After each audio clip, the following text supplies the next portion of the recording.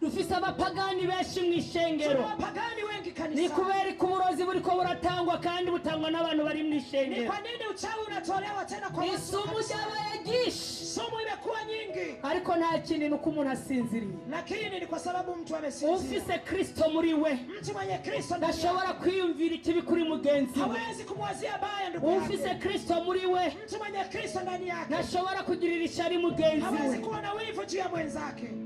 Abasambanyi benshi, wazinzi wengi bari hano baje kunyagaza mu mashengero, wamejificha kwenye makanisa. Ariko nagutangarije ngo uyu munsi, lakini nakutangazia siku ya leo, ni wakire Kristo ukuri, mpokea Kristo, ni wakire umuco w'Imana, mpokea nuru ya na hano oshika hawezi kufika utakiri umuco w'Imana, ni wakire umuka wera agushoboza kunesha.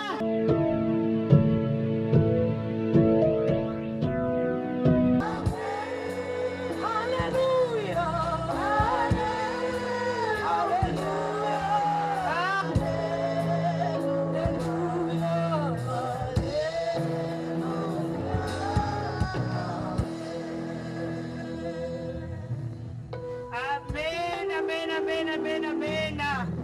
Mufashe dukomere Imana amashi. Tupigie Mungu makofi. Kongera dukomere Imana amashi. Tupigie Mungu tena makofi. Maria dukomere Imana amashi. Watu wa huko tupigie Mungu makofi. Dukomere Imana Maria sidukana babana. Na huko siwaone Imana amashi. Tupigie Mungu makofi. Haleluya. Haleluya. Amena.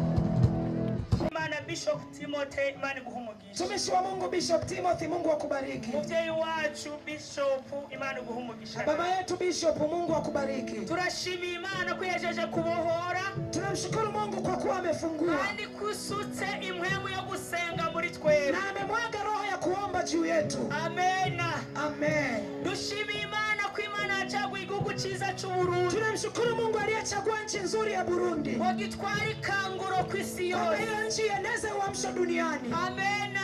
Amen. Dushimiye Imana ko Imana yacaguye Masanganzira. Tunamshukuru Mungu aliyechagua Masanganzira. Ngo ibe ya mbere gusengera ibindi bihugu. Kwamba iwe ya kwanza kuombea nchi nyingine. Amena. Amen. Dukomere Imana amashi. Tumpigie Mungu wetu makofi.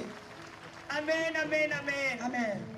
Kwa majina huko na manje kwivuga ubwa mbere. Kwa majina kama nilivyojitaja mara ya kwanza. Nitwa Christine Nintunze. Ni Christine Nintunze. Abanaje mva mu gihugu ca Amerika. Nimetokea nchi ya Amerika. Ndi kumwe n'umutware wanje. Niko na mume wangu. Ndi kumwe kandi n'undi mugwi w'abasenzi. Na niko na kundi lingine la waombaji. Banje gufata uyu mwanya kandi nataka nichukue nafasi hii tena. Shimira ili shengero rya Foursquare. Nikishukuru ili kanisa la Foursquare. Kwa Bishop. Kuanzia kwa Bishop. N'aba bakorana bose. Na wengine wanaotumika pamoja. Bemeye ko twakorana kugira ngo kino gikorane kibe. Waliokubali tuungane ili mkutano huu ufanyike.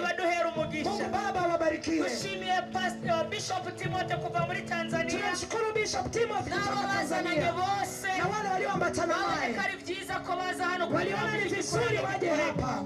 Dushimiye abavuye muri Uganda. Tunashukuru waliotoka Uganda. Abavuye muri Kenya. Na waliotoka Kenya. Bose Imana yo mwijuru bahumugisha. Wote Mungu wa mbinguni awabariki. Dushimiye abaje bava muri Amerika. Tunashukuru waliotoka Amerika. Dushimiye abaje bava muri Bujumbura. Na waliotoka Bujumbura. Kugira ngo baze kuri buno butaka bwa Masanganzira. Ili waje kwenye hii ardhi ya Masanganzira. Abanyamasanganzira wakwira baza ngo niki watanze. Mtu wa Masanganzira unaweza kujiuliza ulitoa nini? Kugira ngo abantu bave muri ibyo bihugu byose bitandukanye. Ili watu watoke kwenye hizo nchi zote tofauti. Washike kuri buno butaka. Wafike kwenye hii ardhi. Ntutakaze Imana yakuzaniye kuri uyu munsi. Usipoteze ile sababu ya Mungu kuleta hapa. Imana yakuzaniye muri kino gikorane. Usipoteze kile ambacho kilifanya Mungu kuleta hapa. Cyane Imana yakuzaniye. Kuna neema ya ajabu Mungu amekuleta hapa. Ntugere utakaze Imana yakuzaniye. Na kuomba usipoteze hicho. Haleluya.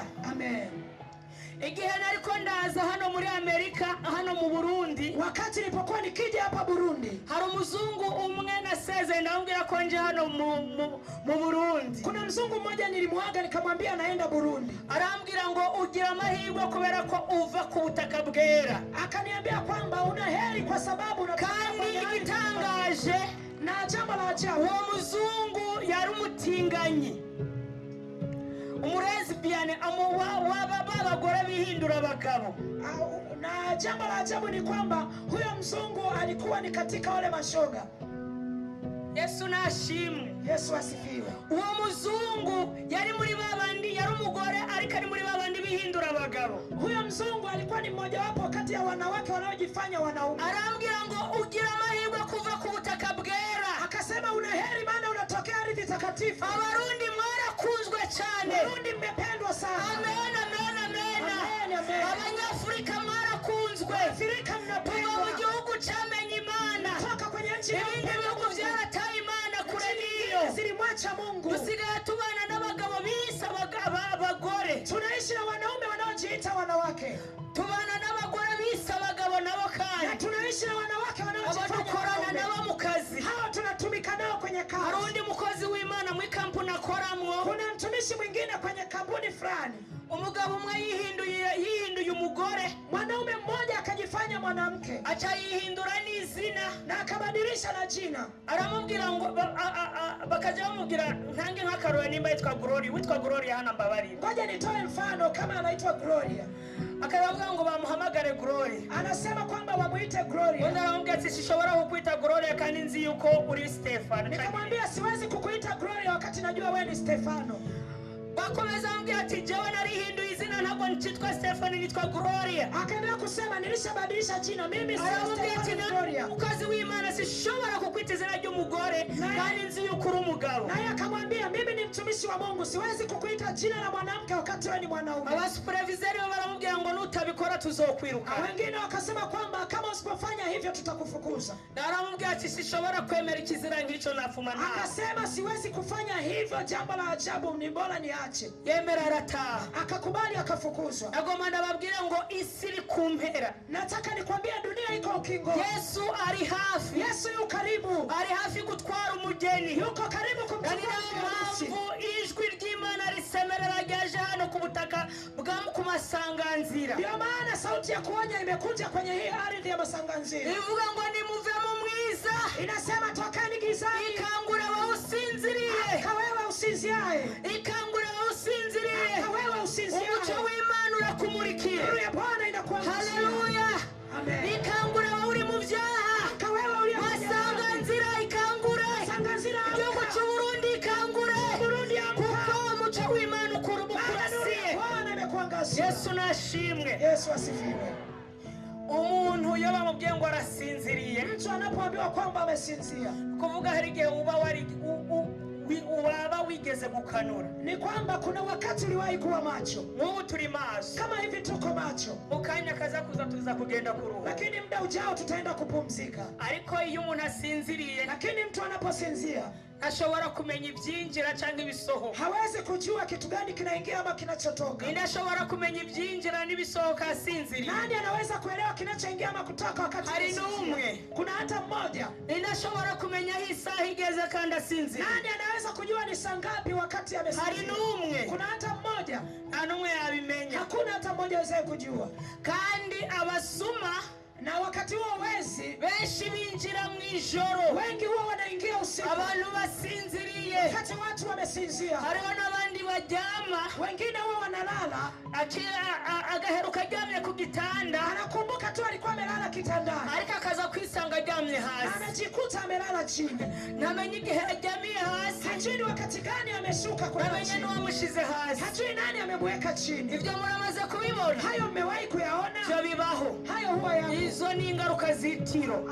Hayo yanatokana na usingizi. Na ninako bimeze no mu buryo bw'impwemu. Ndivyo ilivyo hata katika ulimwengu wa roho. Iyo umuntu ari mu byaha, wakati mtu anapokuwa dhambini, abasinziriye, anakuwa amesinzia. Iyo umuntu ari mu byaha, mtu anapokuwa kwenye abasa n'usinziriye, fanana na mtu anashobora kumva ijwi ry'Imana. Anasikiza ubwenge bwe bwo mu mpwemu ntibushobora gukora. Akili yake rohoni haifanyi kazi. Mari dutabare cyane. Bwana atusaidie sana. Ariko uyu munsi nakubwira ngo, lakini leo nakwambia ikangure wewe usinziriye. Wewe usinziriye. Ikangure uve mu byaha.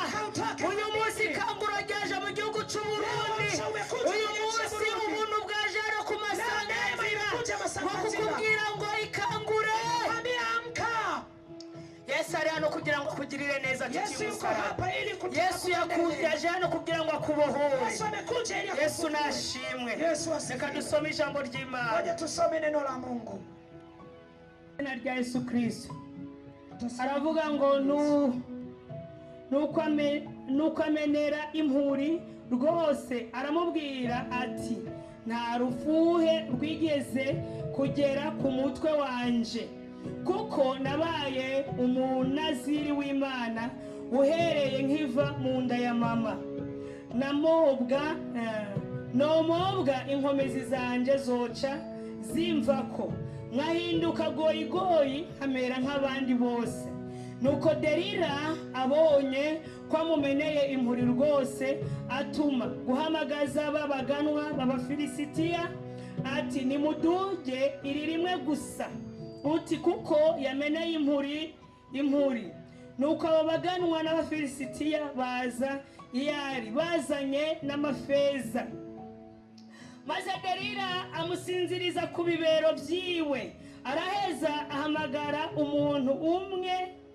umuntu amumwa bya bitsibo 7 by'umushatsi, atangura guhinduka goyigoyi, inkomezi ziwe zimuvako. Maze aramubarira ati ngaho Musamusoni, Abafilisitiya baragushikiriye. Aca arikangura agira ngo arabakira nk'uko yahora abikunkumure, ariko ntiyarazi yuko Uhoraho yamuretse. Maze Abafilisitiya baramufata, bamunogora amaso, bamumanukana i Gaza, bamufatisha iminyororo y'imiringa, bamugira umusyi mu nzu y'imbohe. Imana dutabara. Tasoma kwa Kiswahili. Ndipo alipomwambia yote yaliyokuwa moyoni mwake, akamwambia, wembe haukupita juu ya kichwa changu kamwe, maana mimi nimekuwa mnadhiri wa Mungu tangu tumboni mwa mama yangu. Nikinyolewa ndipo nguvu zangu zitanitoka, nami nitakuwa dhaifu, nitakuwa kama wanadamu wenzangu. Delila alipoona ya kuwa amemwambia yote yaliyokuwa moyoni mwake, akatuma mtu akawaita wakuu wa Wafilisti, akisema, njoni huku mara hii tu, maana ameniambia yote alionayo moyoni mwake. Ndipo wakuu wa Wafilisti wakamwendea, wakachukua ile fedha mikononi mwao, naye akamlaza usingizi magotini pake. Kisha akamwita mtu, akavinyoa vile vishungi 7 vya nywele za kichwa chake, akaanza kumsumbua, nguvu zake zikamtoka. Kisha akasema, Samsoni, Wafilisti wanakujia. Akaamka katika usingizi wake, akasema, nitakwenda nje kama siku nyingine na kujinyosha, lakini hakujua ya kuwa Bwana amemwacha. Wafilisti wakamkamata, wakamng'oa macho, wakateremka naye mpaka Gaza, wakamfunga kwa vifungo vya shaba, naye alikuwa akisaga ngano katika gereza. Mana yacu nishimwe. Mungu wetu asifiwe. Huyu yari umuhizi w'Imana. Huyu alikuwa ni shujaa wa Bwana. Yitwa Samsoni. Alikuwa anaitwa Samsoni. Umunaziri w'Imana. Alikuwa mnadhiri wa Mungu. Umuntu Imana akoresha cyane kugira ngo itabare ubwoko bwa Bisirayeli. Ili kwamba asaidie nchi ya Israeli. Ariko aza kugwa mu cyago kimwe. Lakini akaingia kwenye shida moja. Ahura na Delila. Alikutana na Delila. Huyu Samsoni kuvavuka ni yari yarigeze kumwobwa imishatsi. Huyu Samsoni tangu kuzaliwa alikuwa hajanyonywa. Igihe cyose Abafilisitiya bamufata, siku zote Wafilisti walipomkamata, yarabikunkumura kujya muntu yikunkumura ivumbi. Yeye aliwakunguta kama unavyoweza kukunguta. Yari yarisha Abafilisitiya benshi cyane. Alikuwa ameua Wafilisti wengi. Yari umunyenkomezi. Alikuwa mtu mwenye nguvu. Yari umunyembaraga. Alikuwa mwenye uwezo. Yari intwari. Alikuwa yakoreshwa n'Imana. Alitumiwa na Mungu. Gihe kimwe rero Abafilisitiya, siku moja Wafilisti biyumvira uburyo bashobora gufata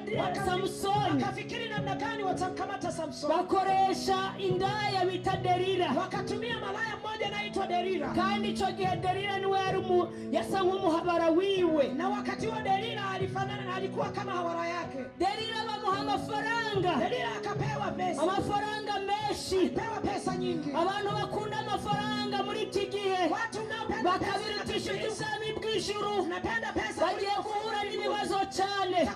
Abantu bakunda amafaranga bakabirutisha iby'ubwami bw'ijuru. Bagiye guhura n'ibara.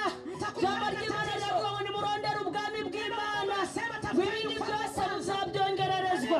Bagore mukunda amafaranga menshi bigatuma muca inyuma y'abagabo banyu, ariko ndabatangariza ngo nimutihana ibi gihe cyanyu cyo kwihana.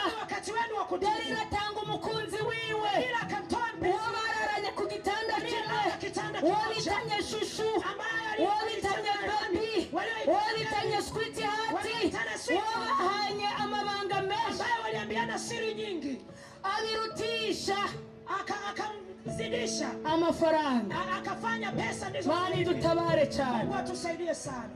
Umunyenkomezi w'Imana, Mtu mwenye nguvu wa Mungu, abwiye Delila aramwinginga, aramubwira ngo mbwira ahantu inkomezi zawe ziri. akamwambia niambie nguvu zangu Aramuhenda ubwa zimetoka. mbere, Akamdanganya mara ahamagara Abafilisitiya, akawaita baraza arabikunkumura, basanga kumbe yamubeshe. walikuta amemdanganya. Yamubeshe inshuro nyinshi cyane. Alimdanganya mara nyingi. Ariko navuga ngo Samusoni Lakini naweza kusema Samsoni yatangiye gusinzira mu buryo bw'impeho. alianza kusinzia katika ulimwengu. Bari dutabare. Mungu atusaidie. Gute kuntu umuntu wamuhenda inshuro nyinshi, Namna mtu anaweza ibimenyetso kudanganya bikagaragara mara koko kwicisha. dalili zote zikaonyesha kwamba ataenda Nturangize ngo umuhunge. Kwa nini hakumkimbia? Ariko yari yararangije gufatwa mu buryo bw'impeho. Lakini alikuwa ameshakamatwa. Hari abantu bakora ibyaha bavuga ngo reka ngeze rimwe. Kuna watu Hari abantu banywa inzoga bavuga ngo reka ngende guhonja, agahonja akongera agahonja akongera agahonja, bikarangirira yarangiriyeyo.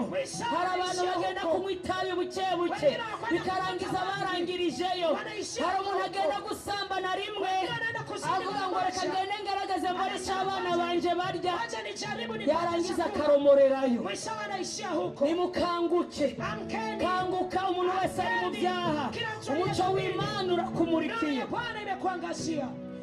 Delila ahenda Samusoni igihe kirekire. Delila akambembeleza Samsoni muda mrefu. Igihe kimwe arangije aramubwira. Siku nyingine alipomaliza akamwambia. Aramubwira ati jewe navutse n'umunaziri. Akamwambia mimi nimezaliwa ni Kuva mnaziri. navuka nta kintu bigeze banyogoshesha. Tangu kuzaliwa kwangu sijashika kitu najisi. Banyogosha naba nk'abandi. Sijawekewa kitu najisi kama wengine. Banyogosha nabagoyigoyi. Sijawahi kuguswa na vitu dhaifu. Barangije Alipomaliza Delila amusinziriza. Delila akamfanya asinzie. Delila aramuhendahenda, akambembeleza, aramusinziriza, akasinzia. aramubwira ati uri umugabo mwiza, Akamwambia wewe ni aramubwira you are sweet heart, Akamwambia wewe ni aramubwira ngo ntawe ugusumbya. Akamwambia kuna Nawe araregera asinzirira. naye akaregea akasinzia. Ariko Abafilisitiya baraza Lakini Wafilisti bamusangaho, baca baramufata, baramuboha koko, baramudadira, barangije bamunogora amaso, barangije bamutwara mwibohero. Hapo akampeleka gerezani. Hari abantu benshi Kuna watu wengi bahoze ari abakozi b'Imana, walikuwa ni watumishi, bahoze ari abahanuzi, walikuwa ni bahoze ari abasenzi, bahoze basengera igihugu, bahoze barahamagawe n'Imana, ariko uyu munsi imitima yabo itakiri kumwe n'Imana. Delila yarangije kubasinziriza, Delila yabasinzirije ku bibero byabo. Uyu munsi n'abasambanyi rumenwa, leo wamekuwa wazinzi wa kutupwa. uyu munsi n'abarozi barogera bari mu ishamba, mu ishengero ry'Imana. Wachawi ambao wanaloga watu walioko kanisa. Uyu munsi nibo bakuramo inda, Leo ndio wanaotoa mimba. kandi byitwa ngo n'abantu baremwe n'Imana. Wakati ni watu walioumbwa na Mungu. Uyu munsi nibo bakora ibyaha bitandukanye. Leo ndio wanaofanya dhambi. Nagutangarije ngo nuve ku bibero bya Delila. Uyu munsi wa none Imana yamanutse, umunsi Imana yamanutse kugira ngo ikubohore. Haguruka uve ku bibero bya Delila, haguruka uve muri iryo tiro. Toka kwenye wa usingizi.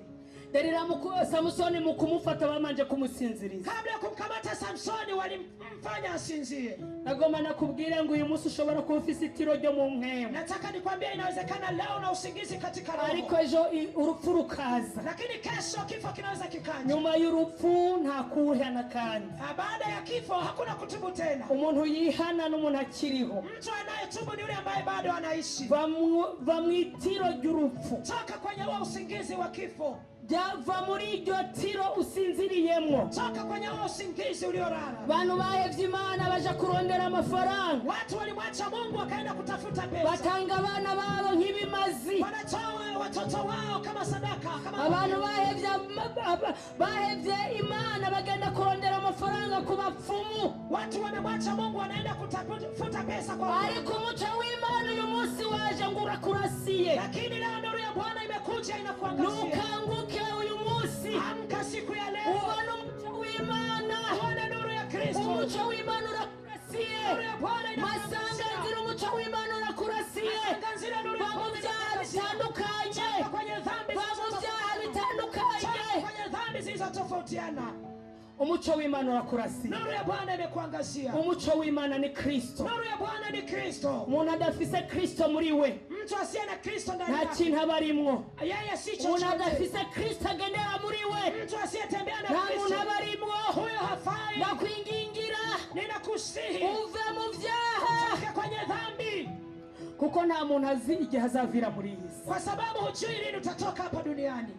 Kanguka, Amka, kanguka, amka, Burundi kanguka. Burundi amka. Umuco w'Imana urakurasiye. Bwana imekuangazia. Haleluya, haleluya. Amen. Yesu nashimwe. Yesu asifiwe. Yesu nahabwa icubahiro. Yesu apewe utukufu. Dufise abapagani benshi mu ishengero. Tuna wapagani wengi Ni kanisani. kubera ko uburozi buriko buratangwa kandi butangwa n'abantu bari mu Ni ishengero. kwa nini uchawi unatolewa tena kwa watu? Isumu ryabaye ryinshi, Sumu imekuwa nyingi. ariko nta kindi nuko umuntu asinziriye. Lakini ni kwa sababu mtu amesinzia. Ufise Kristo muri we, Mtu mwenye Kristo ndani yake ndashobora kwiyumvira ikibi kuri mugenzi we. hawezi kumwazia baya ndugu yake. Ufise Kristo muri we, Mtu mwenye Kristo ndani yake ndashobora kugirira ishari mugenzi hawezi we. kuwa na wivu juu ya mwenzake. Abasambanyi benshi Wazinzi wengi bari hano baje kwinyagaza mu mashengero, wamejificha kwenye makanisa, ariko nagutangarije ngo uyu munsi lakini nakutangazia siku ya ni leo, wakire Kristo ukuri, mpokee Kristo ni wa wakire kweli. umuco w'Imana. Pokea nuru ya Na Bwana. hano washika Hawezi kufika utakiri umuco w'Imana, usipopokea nuru ya ni Bwana. wakire umwuka wera Pokea Roho Mtakatifu. agushoboza kunesha. kuwezesha kushinda. Uburundi bwarakunzwe, Burundi tumependwa. ushobora gutwara ushobora kugenda gutwara ikanguro mu mahanga Huwezi kwenda kupeleka uamsho duniani utaramanza kubabarirwa na Kristo. kama hujasamehewa na Kristo. Yesu nahabwa icubahiro. Yesu apewe. Yesu nashimwe cyane. Yesu asifiwe sana. Abakinkunda muvuge ngo amen. Wale ambao bado mnanipenda, Abantu mukinkunda muvuge ngo amen. bado mnanipenda, Turacyakundana yemwe. jamani, bado tunapendana. Amen, amen, amen. Haleluya. Tusome ijambo ry'Imana kandi Tusome tena neno la Mungu.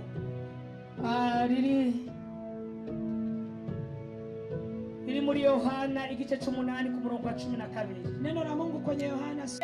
Amen. Haleluya.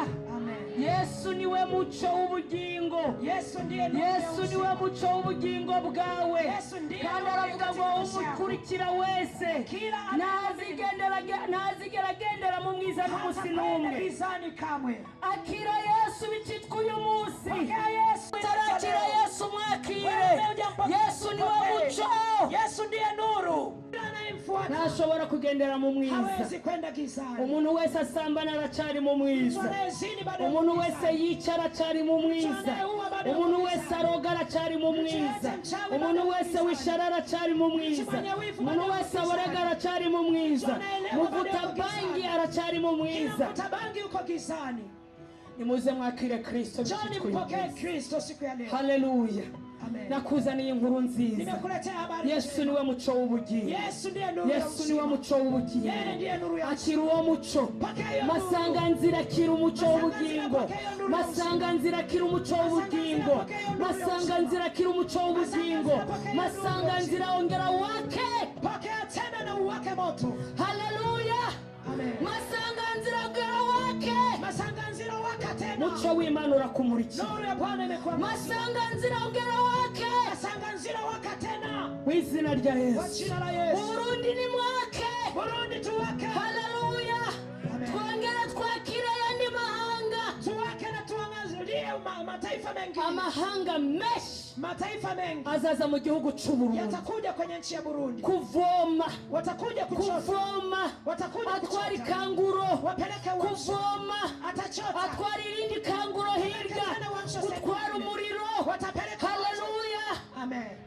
Uwa mbere ushobora gutwara ikanguro, Wewe ni wa kwanza kupeleka uamsho. Yesu nahabwe icyubahiro. Amen. Bwira mugenzi wawe Mwambie jirani yako, ati ni jewe Imana ishaka, mwambie ni ni mimi, jewe Imana ishaka gukoresha, Ni mimi Mungu ni anataka jewe Imana ishaka gukoresha mu ntwari ni mimi ikanguro. Mungu anataka kunitumia nipeleke Nta uamsho. wundi Imana irondera, Hakuna mwingine anaye, ni wewe, ni wewe, ni wewe, ni wewe. kugira ngo Imana igukoreshe. Mungu akutumie. Nukutungana, Ni lazima Imana ya ufanye. kirera, Mungu atulie. Imana ya kirera Mungu atulie. igendana n'abitunganisha. Anatenda. Haleluya, haleluya. Amen. Imana irera Mungu ni igendana n'abitunganije. Imana irera Mungu ni igendana n'abitunganije. Anatenda na wakamilifu. Yesu nahabwe icyubahiro. Amen. Ushobora gukora ibyaha abantu batazi, Unaweza ukafanya dhambi ambazo watu hawajui, umuyobozi wako atabizi, kiongozi wako asijue, n'umugabo wawe akaba adashobora hata kubimenya, mme wako asijue, n'umugore wawe ntabimenye. na mke wako asijue. Ariko nagomba ndagutangariza Lakini nataka ngo nikutangazie Yesu arakubona. kwamba Yesu anakuona. Turagomba ikanguro ryo mu mutima, Tunahitaji turagomba agakiza ko mu mutima, turagomba agakiza ko mu mutima. Hama umuntu wese avuga ngo Yesu arambona, Yesu arambona, ibi sinobikora, Yesu arambona. Yesu ananiona. Yesu nashimwe, Amen. Yesu nashimwe. Kandi Amen. dufise ingirwa abagabo, Tuna wanaume Imana yahezagije amafaranga menshi, Mungu aliwabarikia pesa nyingi, ariko bariko baronona ubwana butoya, lakini wanaharibu watoto wadogo, batwara ubwana butoya kubuhendesha amafaranga. wanachukua watoto Nagomba wadogo, nakubwire ngo wanaweka uyu pesa. munsi wa none Nakwambia Imana siku ya irakubwiye leo, ngo garukira ngaho bicitwa uyu munsi. Uyu munsi Imana irakubwiye ngo garukira ngaho, wanasema achia hapo ibyo utifuriza ko bakugirira kile ambacho hautamani utendewe, ntukabikorera umwana wa mugenzi wawe. usimtendee na mtoto wa ndugu yako. Dufise abasore benshi Tuna vijana wewe bahenda abakobwa wanadanganya ngo mabinti, barabakunda, ati wanawapenda, kumbakunda abandi bakobwa barenze kumbe 10. anapenda mabinti zaidi ya 10. Ejo yakaryamikaho Kesho akilala naye katwara inda ngo kuramo. anabeba mimba, namwambia toa. Abadogiteri bazi byinshi, Madaktari wanajua mambo mengi, abadogiteri barumiwe madaktari walishaishiwa maneno, kubona abantu batariko barakira agakiza, kwa sababu watu hawapokei kubona wokovu. abantu batariko barakira umuco. Watu hawapokei nuru, Ni babandi bicaye mu ni rusengero, wale walioko kanisani, babaye abaririmbyi, ni wale ambao ni babaye waimbaji, abavugabutumwa, ni wahubiri babaye wa Injili, abanyamasengesho, ni waombaji. abo bagakora ibyaha mu Hao misho. wanafanya dhambi Barangiza ngomba nkubaze, wakimaliza nataka nikuulize, wowe muvugabutumwa canke musenzi canke muririmbyi, mtu anayehubiri Injili au mwimbaji au mwombaji, niwagenda kwa dogiteri ukamubwira ngo nkurira mwiyinda, utakapoenda kwa daktari ukamwambia nitolee hii mimba, dogiteri nimba atarakizwa kama daktari hajaokoka azaba agikijijwe, ataokoka tena, azaba agikijijwe. ataokoka tena. Nimuhindukire mwakire ubwami bw'Imana, Badilikeni, mpokee nimuhindukire ufalme wa mwakire Mungu. Yesu Kristo. Badilikeni, Umuco mpokee w'Imana Yesu Kristo. urakumurikiye. Nuru ya Kristo Yesu niwe muco, Yesu ndiye Yesu nuru. niwe muco. Yesu ndiye nuru. Yesu aravuga ngo nimuzane imitima yanyu kuri jewe, Yesu anasema, muzane "Leteni imitima mioyo yanyu kwangu. kuri jewe." Leteni Ya mioyo mitima kwangu. nyene Imana ibona, Ile mioyo aho abantu Imana batabona, Mahali aho ambapo abapasiteri watu batabona, ambao aho wapasiteri abasenzi wale, batabona, waombaji aho abagabo wale, bacu batabona, waombaji iyo wale. mitima nyene Hiyo mioyo. wowe ni Imana, Wewe ni na Imana Mungu. iriko irahamagara. Mungu anakuita. Ndarangije. Namaliza. Kaze kuri Kristo, Karibu kwa kaze Kristo. kuri Yesu Karibu araguhumura, kwa Yesu. kaze kuri Yesu. Karibu kwa Ndamagara Yesu. abashaka gutunganya ubugingo Naita bwabo, watu wa kutubu kutengeneza maisha yao. nimuze Imana ibagirire imbabazi. Njoni Mungu awape Umuntu rehema. yumva ashaka kwihana, umuntu atarakira Kristo mu bugingo bwiwe, aze uyu munsi abakozi b'Imana bamurambike kw'ibiganza. Watumishi wa Mungu Kaze wapokee bene mikono. data, Karibuni kaze watu wa nshuti y'umusaraba. Karibuni Ni wowe watu Imana wa yaje Mungu. kurondera, Ni wewe ni wowe Mungu Imana yaje atakuta. gukoresha. Ni wewe Mungu Ikanguro riri atakutumia. kuri wewe, Uamshe uko ikanguro chini ni yako. wewe, Uamshe ni ni wowe wewe. Imana iriko irahamagara. Ni wewe Mungu anakuita. Kaze Njoo. ngwino wirukanka, Njoo, ngwino kimbia. wirukanka, abakozi b'Imana Kimbia, bagusengere. watumishi wa Mungu wakuombee. Haleluya. Amen. Imana irahamagara abantu bakiri mu byaha, Mungu anaita Imana watu irahamagara wa Mungu. basubiye inyuma. Mungu anaita watu wa Bindi Mungu. uyu munsi bicitwa uyu munsi, Njoo siku ya leo, madamu inaitwa leo. nuba uwa mbere, Ube wa kwanza. nurabira kuri mugenzi wawe, Usiangalie jirani ngwino yako. tugusengere. bagusengere wakire imbabazi z'Imana. Upokee rehema za Mungu. Yesu ari hano kugira ngo abababare. Yesu yuko hapa ili akuhurumie. Mwihute bene data. Msichelewe ndugu zangu. Mwihute bene data. Muwahi ndugu zangu. Nyaruka nyaruka. Wahini. Icyitwa uyu munsi. Imana ikirahamagara. Yesu ariko arabahamagara. Bari muze murondera Imana bicitwa uyu munsi. Nimuze Imana ibababarire. Zana ubugingo bwawe kuri Kristo. Haleluya, haleluya. Turabona umwe yamaze kuboneka. Uyu ni Imana yari yarondeye. Uyu ni Imana igikorane cyakoraniyeko. Yesu nahabwe icyubahiro. Yesu apewe utukufu. Nyaruka ugifise uburyo bazohamagara amazina nutumva mwirya uzorira. Nyaruka nyaruka nyaruka nyaruka ugifise uburyo bazahamagara amazina nutumva mwirya uzorira. Hamagara amazina nutumva mwirya uzorira.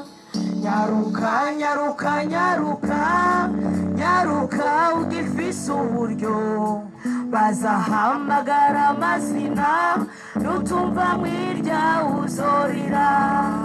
Nyaruka nyaruka nyaruka